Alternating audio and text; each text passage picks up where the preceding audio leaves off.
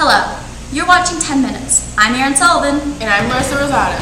Today we'll be reporting from the Congress of Vienna. Our broadcast tonight will start off with Napoleon's return to power and how the Allies quickly took it away. Our exclusive interview with Napoleon during the 100 days of his return, and our exclusive interview on how it was taken away ever so fast. Also, we'll be having some guest speakers to talk about what's next for Europe, including what happened to Louis. Also, more to come with live reports from the field.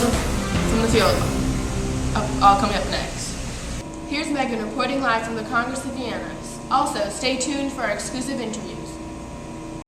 Hi, I'm Megan, and right now I'm in the Congress of Vienna, which is currently in session again. The Congress of Vienna has been meeting on and off for the past 10 months right after Napoleon was first exiled. Napoleon created many enemies in Europe by nearly destroying the economy with his economical new kind of system, which was called the continental system.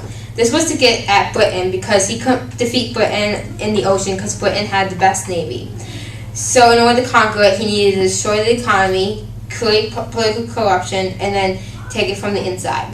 Russia is one of the enemies that put out the continental system as soon as he realized that its perks were not as high as what was causing. Napoleon's army tried to advance into Russia, but then was shut down by Russia after they burned down all the food, and Napoleon's army could not survive through the harsh Russia winter.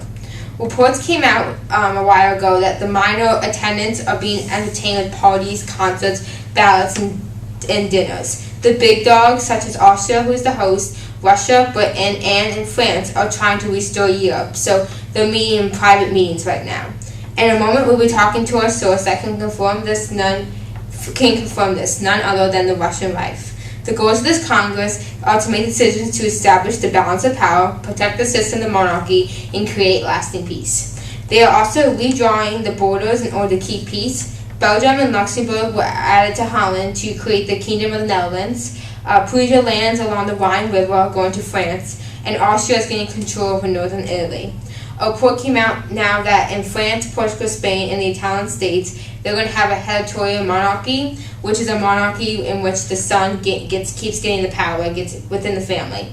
So, and then just came in, the new system is upsetting the people due to the new borders affecting the cultures, and many people don't want to go back to how things were before Napoleon, because Napoleon gave a new right to Europe.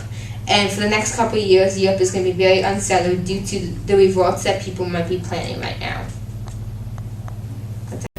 Napoleon just sat there and listened to how his continental system was falling apart, but he was stubborn and just kept going with it. Since he's my brother and he also made me a very important royal person in Europe, I didn't want to make him angry because he's very powerful. He made his continental system so he could defeat Britain by not letting anyone trade with him, so their economy would fail, which would lead to their economical downfall and then their political corruption, and then Napoleon would sweep in and take over England. He had to do this elaborate plan because the Brits have the best navy, so it's nearly impossible to beat them in the ocean.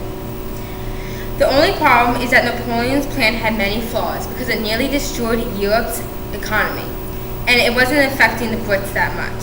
So when Russia pulled out, not just because of the economy, but also because of Napoleon's new ally of Austria due to his new marriage to the Princess of Austria, so Russia decided to get out of that, and they were also mad because he expanded the Grand Duchy of Warsaw, which was getting bigger on the Russia side.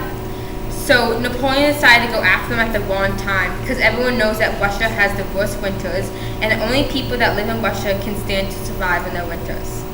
So as Napoleon lost against Russia, there was many doubts with the nobles of how much Napoleon was helping Europe.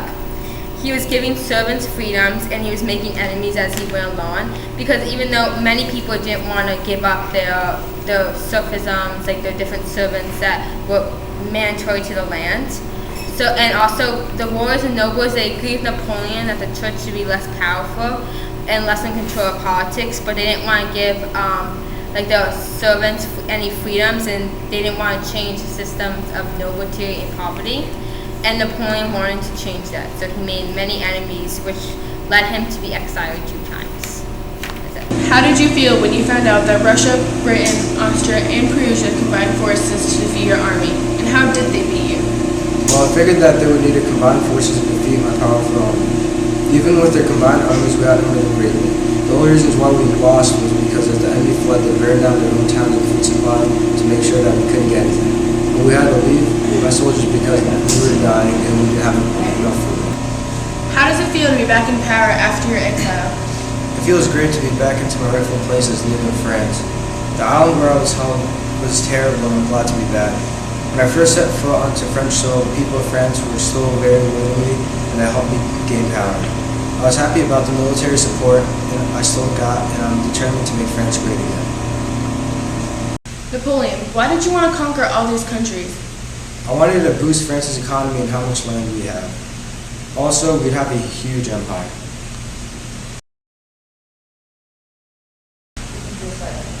Louis, how did people receive you after Napoleon was exiled? I wasn't received as I expected. The people in France were outraged that Napoleon was exiled.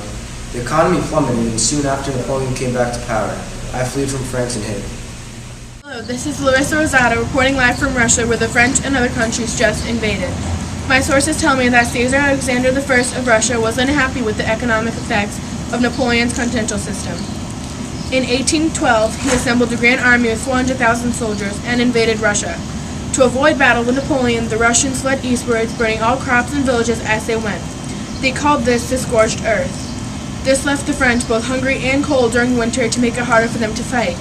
Now I'm told only 10,000 of his men had survived after the 1,000 to retreat to Moscow.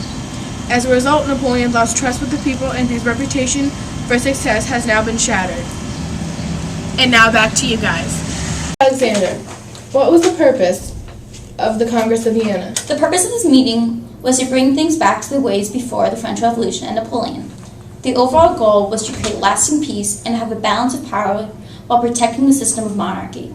Great Britain, Prussia, Austria, and Russia wanted to increase the power of the monarchs that had been forced away from it from the French Revolution and Napoleon. The goal was to restore Europe to its previous glory before the Revolution.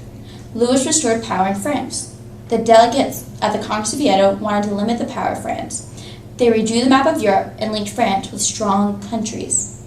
This included the joining together of Holland, Belgium, and Luxembourg as one country. To the north, they created the Kingdom of the Netherlands on France's border to discourage France from any rebellion. Prussia received land along the Rhine River to prevent eastern expansion. To the problem, or did it simply just act as a distraction? The meeting acted as a short-term solution to a major problem. Austria, Prussia, Russia, and Great Britain extended their wartime lines into post-war era.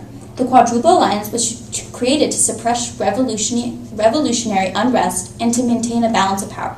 Soon, the Vienna statesmen would realize that nationalism would shatter all they had achieved. In Germany, they created a small, organized German confederation with Austria as the head. In the back of their minds, they dreamed of a strong German nation. They redrew national boundaries without consideration of national cultures. However, the ideals of the French Revolution were not ended by the Congress of Vienna. The revolution inspired people in Europe and Latin America to have justice and equality for all. Also, Napoleon started a strong spirit of nationalism and remained a powerful force. The Congress of Vienna created a guideline for peace and influenced Europe politics for over 100 years. They restored stability and order to Europe, but it was not permanent. How did this conference affect the relationships between these countries? During the Congress of Vienna, many people had conflicting interests. Metternich wanted to restore the status quo. Alexander I urged Holy Alliance of Christians to suppress future rebellions, and Lord Castlereagh wanted to prevent a rival. I'm live right in the middle of the Battle of Wagram. Austria has been seeking revenge for a crushing defeat at the Battle of Austerlitz in 1805. Napoleon had won a devastating victory over the much larger Austro-Russian army. But now it appears that Napoleon had triumphed again at the Battle of Wagram. Breaking news, now there's talks of peace agreement that may follow this battle. Austria is now being forced to surrender land populated by 3 million subjects. Now we're being told that in the next year, Napoleon would divorce his wife, Josefina, and marry an Australian princess, Maria Louisa. This won't only give Napoleon more connections, this will also allow him and his heirs to claim kinship with the royalty of Europe. And since he's gaining more power, Russia is now becoming very concerned about how much power Napoleon's creating. Now back to you, Larissa and Aaron. That's all the time we got for today. Until next time, I'm Erin Sullivan, And I'm Larissa Rosado. and you just watched 10 Minute News.